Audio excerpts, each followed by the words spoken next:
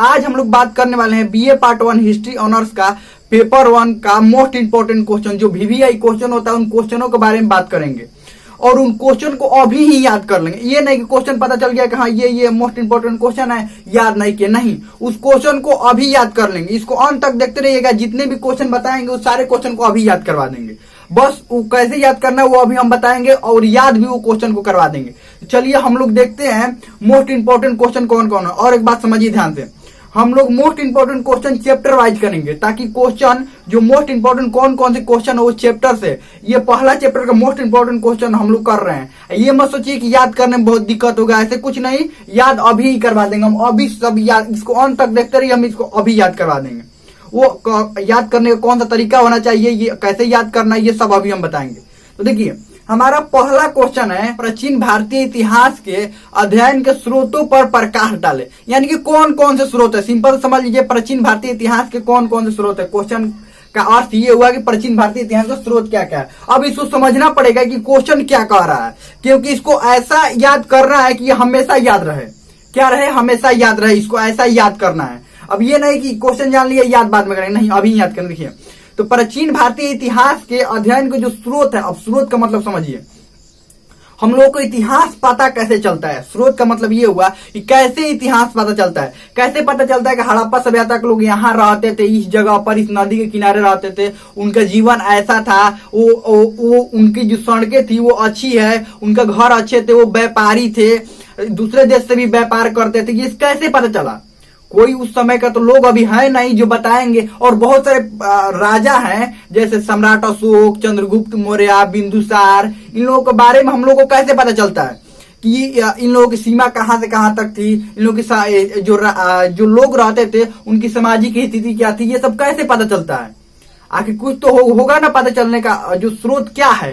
तो उसी स्रोतों को बताना है कि भारतीय इतिहास का स्रोत क्या है, कैसे भारतीय इतिहास पता चलता है। क्वेश्चन समझ में आ गया। अब आंसर देखते हैं, अब आंसर कैसे लिखना है। तो आंसर क्या लिखना है, प्राचीन भारतीय इतिहास के स्रोत। तो कैसे स्रोत मिलते हैं? दो तरह के स्रोत होते हैं। पहला तो पुरातात्विक और दूसरा साहित्यिक, या साहित्यिक और पुरातात्विक स्रोत होते हैं। तो साहित्यिक स्रोत का मतलब ये होता है कि जो साहित्यों में लिखा गया है, जो लिखे हुए रूपों में है, जो किताब के रूप में लिखा हुआ है, वो साहित्य होता है। और किताब नहीं, वो मान लीजिए लिखा हुआ किसी चीज पर भी हो सकता है, कोई भी चीज पर लिखा हुआ हो सकता है। और ये पुरातात्विक मतलब उत्खनन द्वारा क्या क्या प्राप्त हुआ, या उन लोगों की कोई भी चीज मिल जाए, उन लोगों की कोई भी वस्तु मिल जाए, उपयोग किया हुआ कोई भी वस्तु मिल जाए। जैसे उपयोग के सिक्का, मृदभांड यानी कि मिट्टी के बर्तन, स्मारक, बहुत सारे बड़े बड़े भवन मिलते हैं। तो भवन देखकर पता नहीं चल जाएगा कि हाँ यहाँ पर राजा रहते थे, सिंहासन है, बड़ा बड़ा अन्नागार मिलता है, यानी कि अन्न इसमें रखा जाता होगा, ऐसे ही पता चलता है। और सिक्के से, यानी कि किस तरह से सिक्कों का उपयोग करते थे, ये सब इतिहास के बारे में पता चलता है। तो स्रोत कितने तरह के होते हैं? दो तरह के स्रोत होते हैं। अब पहला क्वेश्चन देखिए, तो हम लोग का पहला क्वेश्चन है, प्राचीन भारतीय इतिहास के प्रमुख अध्ययन के स्रोतों पर प्रकाश डाले। तो पहले लिखने की शुरुआत कैसे करना है, देखिए लिखना इसको पैराग्राफ में है। कैसे लिखना है? पैराग्राफ में। हम याद पॉइंट करवाएंगे, ये सारे पॉइंट याद करवा देंगे आपका। देखिए ये एक क्वेश्चन है, 3 को क्वेश्चन का आंसर इसमें है, छुपा हुआ है। 2 क्वेश्चन और बताएंगे अभी अंत में, 2 क्वेश्चन और बताएंगे। 2 क्वेश्चन का यही सेम टू सेम आंसर होगा, वो भी दोनों क्वेश्चन का, वो भी अंत तक बताएंगे हम। तो इसको पहले याद करते हैं। तो प्राचीन भारतीय जो इतिहास के अध्ययन के स्रोतों पर प्रकाश डालना, तो लिखना आपको शुरू ऐसे करना है, प्राचीन भारतीय इतिहास के अध्ययन के विभिन्न स्रोत मिलते हैं। क्या मिलते हैं? विभिन्न स्रोत। तो क्वेश्चन वाला है, क्वेश्चन वाला बात लिखना है। प्राचीन भारतीय इतिहास के अध्ययन के विभिन्न स्रोत मिलते हैं। और उसके बाद क्या लिखना है? स्रोत मिलते हैं, और उसके बाद लिखना है अपने सुविधा अनुसार। अपने सुविधा अनुसार इसको 2 भागों में बांटा गया है, या अध्ययन करने के लिए सुविधा अनुसार कितने भागों में बांटा गया है? 2 भागों में। इसमें तो याद करने की जरूरत नहीं है, ये क्वेश्चन वाला ही बात है। इसको कितने भागों में बांटा गया है? 2 भागों में। अब 2 भाग, जिसमें से पहला है साहित्यिक स्रोत और दूसरा है क्या? पुरातात्विक स्रोत। ये तो दोनों आपको याद रहेगा, साहित्यिक स्रोत, पुरातात्विक स्रोत। इतना तक याद हो गया कि 2 भागों में बांटा गया क्या? साहित्यिक स्रोत और पुरातात्विक स्रोत। इतना याद हो गया। आगे बढ़ते हैं। उसके बाद लिखना है पैराग्राफ के बाद, अब 2 भागों में बांटा गया है, साहित्यिक स्रोत और पुरातात्विक स्रोत। उसके बाद फिर लिखना है साहित्यिक स्रोत, ऐसे लिखना है और उसको अंडरलाइन डैश करना है। अंडरलाइन डैश करना है। देखिए आपको लिखना है पैराग्राफ में, स्क्रीन पर आपको पैराग्राफ वाला दिखाई भी देगा कि इस तरह से लिखना है। हम आपको पॉइंट्स भी याद इसलिए करवा रहे हैं जल्दी जल्दी याद हो जाए। तो देखिए हम लोग का पहला है साहित्यिक स्रोत, तो ये लिखना है आपको साहित्यिक अंडरलाइन डैश। उसके बाद अंडरलाइन डैश करने के बाद लिखना है कि भारतीय इतिहास को जानने में या भारतीय इतिहास को अध्ययन करने में साहित्यिक स्रोतों का महत्वपूर्ण योगदान है। इतना बात याद रखने की, कई जगह पर ये बात प्रयोग आएगा कि यह भारतीय इतिहास को अध्ययन करने में महत्वपूर्ण योगदान है इसका, या साहित्यिक स्रोत से भारतीय इतिहास के अध्ययन में महत्वपूर्ण योगदान मिलता है। अब साहित्यिक से जिसमें है क्या, भारतीय साहित्य और विदेशी साहित्य। क्या याद करना है, भारतीय साहित्य और विदेशी साहित्य। अब इसके लिखने के बाद जस्ट अंडरलाइन डैश करने के बाद ये लिखना है जिसमें भारतीय साहित्य और विदेशी साहित्य महत्वपूर्ण है। अब उसके बाद इतना तक तो हो गया। उसके बाद लिखे फिर अब भारतीय साहित्य क्या करना है, अब भारतीय साहित्य लिखना है नीचे। अब इसके नीचे लिखना है भारतीय साहित्य लिखकर और फिर अंडरलाइन डैश करना, भारतीय साहित्य के बारे में लिखना है। अब इसके बाद लिखना है कि भारतीय साहित्य भारत के इतिहास में एक महत्वपूर्ण, हर बार यही लिखना है, हर बार क्या लिखना है, यह महत्वपूर्ण भूमिका निभाता है या इससे बहुत अच्छी तरह से भारतीय इतिहास के जानकारी हमें मिल पाती है। अपने ढंग से जैसे लिखना है उसको लिख सकते हैं। उसके बाद भारतीय साहित्य में जिसमें, और फिर लिखना है जिसमें क्या क्या है, जिसमें ब्राह्मण साहित्य तथा बौद्ध साहित्य और जैन साहित्य है। ब्राह्मण साहित्य, बौद्ध साहित्य और जैन साहित्य। इतना तक तो याद हो गया। क्या करना है शुरू से फिर एक बार ध्यान समझिए। भारतीय इतिहास के अध्ययन के दो स्रोत, साहित्यिक और पुरातात्विक। तो साहित्यिक स्रोत के बारे में भी लिख रहे हैं, पुरातात्विक स्रोत के बारे में बाद में लिखेंगे। साहित्यिक स्रोत में क्या, भारतीय साहित्य और विदेशी साहित्य। तो भारतीय साहित्य के बारे में चल रहा है। भारतीय साहित्य में क्या है, ब्राह्मण साहित्य, बौद्ध साहित्य और जैन साहित्य महत्वपूर्ण है। उसके बाद ब्राह्मण साहित्य को लिखने के बाद अब इसको ब्राह्मण साहित्य को लिखना है। अब ब्राह्मण साहित्य को क्या करना है, भारतीय साहित्य में ये तीन को लिख लिए, ब्राह्मण साहित्य, बौद्ध साहित्य और जैन साहित्य। अब इसमें क्या लिखना है, ब्राह्मण साहित्य को। अब ब्राह्मण साहित्य फिर लिख कर ऐसे अंडरलाइन डैश। अब इसमें लिखना है कि ब्राह्मण साहित्य में कई तरह के साहित्य, ब्राह्मण साहित्य के अंतर्गत कई तरह के साहित्य आते हैं जिसमें महत्वपूर्ण है वेद, ब्राह्मण ग्रंथ, वेदांग साहित्य तथा पुराण। उसके बाद अब एक नंबर फिर डालना है इसमें। ये लिखने के बाद ये सबको फिर एक नंबर में वेद को लिखना है। क्या लिखना है, वेद को लिखना है। अब वेद के बारे में लिखना शुरू करेंगे। फिर ऐसे वेद अंडरलाइन डैश। अब वेद के बारे में थोड़ा समझ लीजिए। वेद प्रारंभ में लिखित नहीं थे। जब लिखित नहीं थे तो अब अपने से दिमाग लगाइए, तो लिखित नहीं थे तो याद कैसे किए जाते होंगे। प्रारंभ में वेद लिखित नहीं थे, सुनकर याद किया जाता था और इसको अगली पीढ़ी को सुनाया जाता था। वेद में लिखना है और इसमें मंत्र, इसमें बहुत सारे मंत्रों का संकलन है। वेद है तो मंत्रों का संकलन होगा ही, बहुत सारे मंत्रों का क्या है, संकलन है।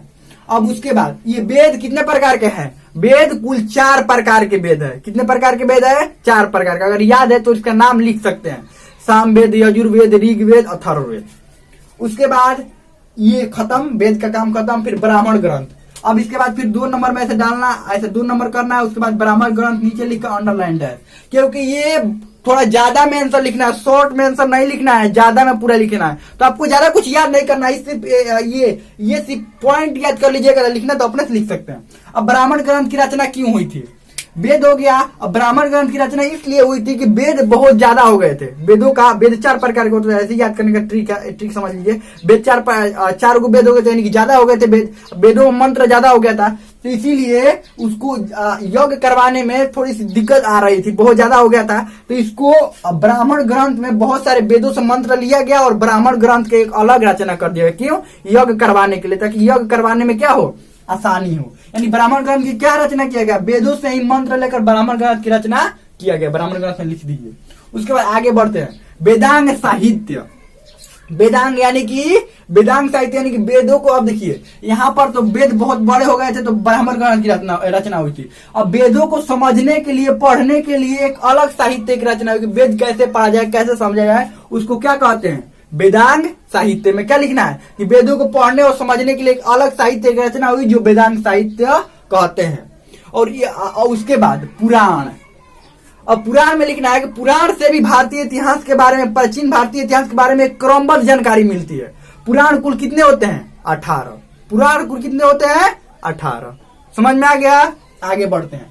ये हो गया ब्राह्मण साहित्य का खत्म यहाँ पर। उसके बाद बौद्ध साहित्य लिखना है। ये सब लिखने के बाद ब्राह्मण साहित्य होगा। अब उसके बाद बौद्ध साहित्य, अंडरलाइन डैश। अब लिखना है बौद्ध साहित्यों से भी भारत के इतिहास की जानकारी मिलती है, जिसमें है त्रिपिटक, जिसमें क्या है इसमें लिखना है, जिसमें है त्रिपिटक, त्रिपिटक तथा जातक कथा है। क्या है? जातक कथा महत्वपूर्ण है, कथा महत्वपूर्ण है, सब याद करते जाइएगा। जातक कथा क्या है? महत्वपूर्ण है। त्रिपिटक, अब त्रिपिटक के नाम से समझ में आ रहा है कितना होगा ये? त्रिपिटक की संख्या कितनी है? 3 है।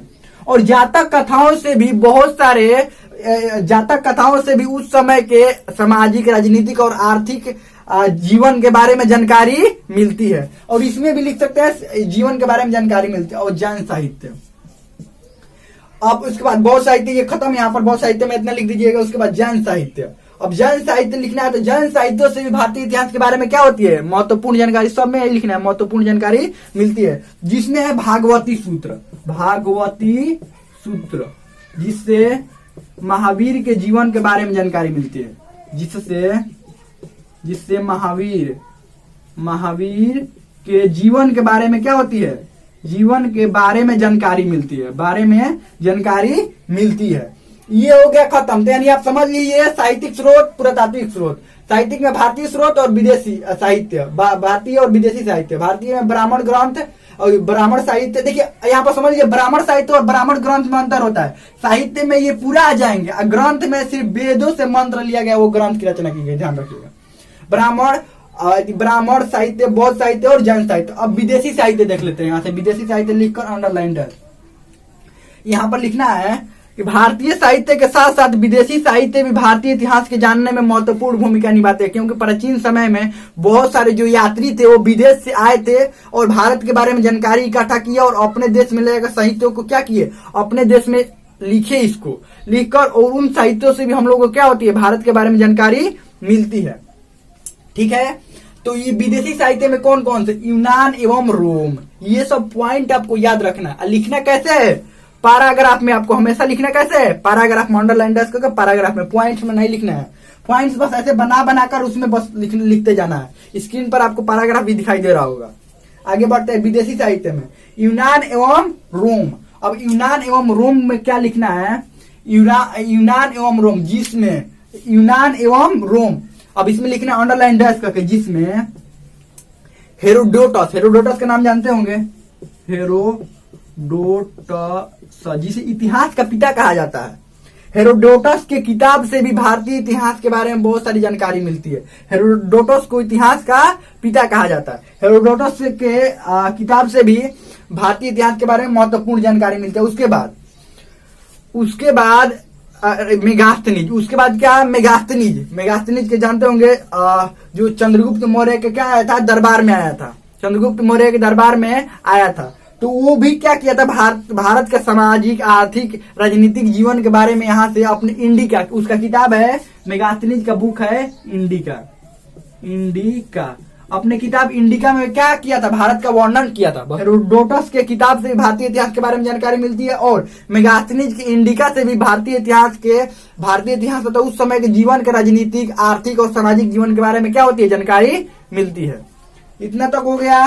चीनी यात्री, चीन से भी बहुत सारे, प्राचीन समय में चीन से भी बहुत सारे यात्री आए थे, जो यहाँ के आर्थिक, सामाजिक और राजनीतिक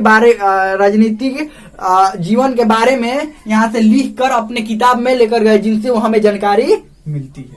ठीक है, उसके बाद अरब में भी यही लिख देना है। बहुत सारे यात्री आए थे और बहुत सारे वहां से यात्री आए थे और यहाँ से आकर सामाजिक, आर्थिक और राजनीतिक जीवन के बारे में समझकर और समझे और उसको लिखकर अपने देश में लेकर गए, जिनके साहित्यों से हमें जानकारी मिलती है। ये हो गया साहित्यिक स्रोत खत्म। साहित्यिक स्रोत क्या हो गया? खत्म। इसको ऐसे अंडरलाइन डैश कर करके इसमें सब लिखना है, डैश कर करके अंडरलाइन करके। रोमन में, यूनान एवं रोम वाला में लिखना है ऐसे। हेरोडोटस की किताब से जानकारी मिलती है और मेगास्थनीज के इंडिका से भी जानकारी मिलती है, ऐसे पूरा लिखना है। उसके बाद पुरातात्विक स्रोत, उसके बाद ये पुरातात्विक स्रोत क्या करना है? पुरातात्विक स्रोत। अब पुरातात्विक स्रोत यहाँ पर लिखकर, इसके बाद नीचे ये पुरातात्विक स्रोत लिखकर अंडरलाइन डैश करना है। क्या करना है? Underline dash. साहित्य, अब इसमें लिखना है साहित्यिक स्रोतों के साथ साथ पुरातात्विक स्रोतों से भी भारतीय इतिहास के बारे में जानकारी मिलती है, क्योंकि अधिक मात्रा में पुरातात्विक स्रोतों से भी जानकारी मिली है, क्योंकि बहुत सारे स्मारक मिले हैं, भवन मिले हैं, टीला मिला, टीला का खुदाई हुआ है, तो उससे भी बहुत सारे अभिलेख, स्मारक ये सब मिले हुए हैं। तो ये यहाँ पर लिख देना है कि पुरातात्विक स्रोतों से भी बहुत सारी जानकारी, जिसमें महत्वपूर्ण है अभिलेख, स्मारक, सिक्के, मृदभांड, मोहरों से भी क्या हुआ जानकारी मिला है। अब फिर अभिलेख लिखकर अंडरलाइन डैश करना है। क्या करना है? अभिलेख लिखकर अंडरलाइन डैश करना है। अब उसके बाद बाकी सबको अंडरलाइन डैश कर करके ही लिखना है। उसके बाद अभिलेख में क्या लिखेंगे? अभिलेख भी भारतीय इतिहास के जानने में एक महत्वपूर्ण भूमिका निभाता है, जिसमें बहुत सारे प्राचीन अभिलेख मिले हैं, जैसे जिसमें सबसे महत्वपूर्ण है अशोक, सम्राट अशोक का अभिलेख। सम्राट अशोक के अभिलेख से उस समय के आर्थिक राजनीतिक जीवन का भी राजनीतिक जीवन के बारे में जानकारी मिलती है, और बहुत सारे राजाओं का अभिलेख मिला हुआ है। समझ में आ गया? स्मारकों से हमें ये पता चलता है कि उस समय की राज व्यवस्था कैसे थी, लोगों का जीवन कैसा था, और उस समय के जो प्रजा जो थी उनका आर्थिक जीवन कैसा था, वो लोग और बहुत सारे जो उन लोगों का रहने का, और उनकी जो अनाज कैसे वो लोग इकट्ठा करते, जैसे अन्नागार मिला है तो अन्न इसमें रखते होंगे, यानी बहुत सारे अन्न एक जगह रखते थे, तो इसमें यही सब बात लिखना है। आगे ये अपने से भी आप लिख सकते हैं, बस आपको पॉइंट्स याद होना चाहिए बस। अब सिक्का में क्या लिखिएगा? सिक्के भी भारतीय इतिहास के अध्ययन में महत्वपूर्ण भूमिका निभाते हैं, ठीक है, जिसमें कई प्रकार के सिक्के चले। अब कई प्रकार के सिक्के अपने से लिख सकते हैं। सबसे पहले आहत सिक्का चला, उसके बाद सोने के, चांदी के सिक्के चले, सोने, चांदी, तांबा, ये सब अलग अलग प्रकार के सिक्के क्या हुए, चले थे। तो अब उसमें लिखना है कि जिसमें सबसे प्राचीन सिक्का आहत सिक्का था। कैसा सिक्का था? आहत सिक्का, जिससे उस समय के लोगों के बारे में जानकारी मिलती है। उस समय कैसा था? जिस समय सिक्का का प्रचलन हुआ, यानी कि लोग एक दूसरे से सामान कैसे लेते थे? सिक्कों के माध्यम से लेते थे, यानी कि वस्तु विनिमय प्रणाली कम हो गया था, खत्म नहीं हुआ था, कम हो गया था। इसमें लिखना है सिक्का वाला में। मृदभांड यानी कि मिट्टी के बर्तन, मिट्टी के बर्तनों से भी उस समय के लोगों को रहने का तरीका पता चलता है कि वो लोग रहते कैसे थे, क्या करते थे, ये सब मृदभांड में लिखना है। क्या करते थे, और वो मिट्टी के बर्तन से वो अनाज भी मिट्टी के बर्तन में रखते थे। मृदभांड में क्या करते थे? अनाज भी रखते थे। तो उस समय के कृषि के बारे में भी पता चलता है मृदभांड से। इस मृदभांड में लिखना है। उसके बाद अपने से बढ़ाकर और भी लिख सकते हैं। मुहर, ये मुहरों से उस समय के व्यापार के प्रणाली के बारे में पता चलता है कि यहाँ के मान लीजिए मुहर दूसरा जगह मिला, यहाँ का मुहर कहीं और मिला, दूसरे जगह मुहर मिला, तो इससे क्या पता चलता है कि एक जगह से विदेशों में व्यापार होता था। जैसे सिंधु घाटी सभ्यता का मुहर कई जगह विदेशों में मिला है, कई जगह मिला है। तो ये मुहरों से भी पता चलता है सिंधु घाटी की सभ्यता के लोग विदेशों में भी क्या करते थे? व्यापार करते थे। इन मुहरों से भी बहुत तरह के मुहरे मिली हुई है, उस पर अलग अलग आकृतियां होती है। हमें लगता है कि ये समझ में आ गया है, ये सब पूरा समझ में आ गया। और दो क्वेश्चन इसमें हो जाएगा, देखिए कैसे समझाते हैं। दो क्वेश्चन और भी देखिए। तो दूसरा क्वेश्चन क्या है? ये पहला क्वेश्चन था, ये पहला क्वेश्चन का आंसर है। दो और क्वेश्चन बताते हैं जो इसी में आंसर है इसका। दूसरा क्वेश्चन है, प्राचीन भारतीय इतिहास के अध्ययन के लिए पुरातात्विक स्रोतों पर प्रकाश डाले। कैसे, क्या करना है? प्राचीन भारतीय इतिहास के लिए पुरातात्विक स्रोतों पर प्रकाश डाले, ये क्वेश्चन है। दूसरा क्वेश्चन यही है, दूसरा मोस्ट इंपोर्टेंट क्वेश्चन यही है। तो पुरातात्विक स्रोत वाला के पुरातात्विक स्रोत के बारे में यहाँ पर लिख देना है। ये पुरातात्विक स्रोत तो बताए ही है, तो इसमें लिखने की शुरुआत क्या करना है? प्राचीन भारतीय इतिहास में पुरातात्विक स्रोतों का महत्वपूर्ण योगदान है। पुरातात्विक स्रोत में जिसमें अभिलेख, सिक्के, स्मारक और मुहरे, मृदभांड आदि आते हैं, जिनसे हमें भारतीय इतिहास के बारे में बहुत ज्यादा हम लोगों को जानकारी मिलती है। अब उसके बाद लिखना है अभिलेख। अभिलेख लिखकर अंडरलाइन डैश अभिलेख के बारे में पूरा लिखना है, फिर स्मारक के, फिर सिक्का के, मृदभांड के, फिर मुहरों के बारे में भी लिखना है। तो दूसरा क्वेश्चन के अंदर ठीक हो गया। अब देखिए, अब एक तीसरा क्वेश्चन आता है। प्राचीन भारतीय इतिहास के अध्ययन के लिए आता है साहित्यिक स्रोतों पर प्रकाश डाले। तो साहित्यिक स्रोत के बारे में लिख देना है। साहित्यिक स्रोत में क्या क्या लिखना है? भारतीय साहित्य और विदेशी साहित्य।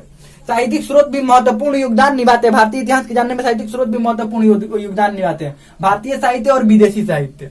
तो भारतीय साहित्य में भारतीय साहित्य के बारे में लिखना है, और विदेशी साहित्य में विदेशी साहित्य के बारे में पूरा लिख देना है। ये पॉइंट्स आपको याद रखने हैं। ये क्या करना है? पॉइंट्स आपको याद रखने हैं। और ये आपको लिखना कैसे है? पैराग्राफ में ही आपको लिखना है। बस पॉइंट अंडरलाइन दे देकर उसके बारे में पूरा अच्छा तरह से इसको क्या करना है? लिखना है। हमें लगता है कि आप लोगों को अच्छा तरह समझ में आ गया होगा।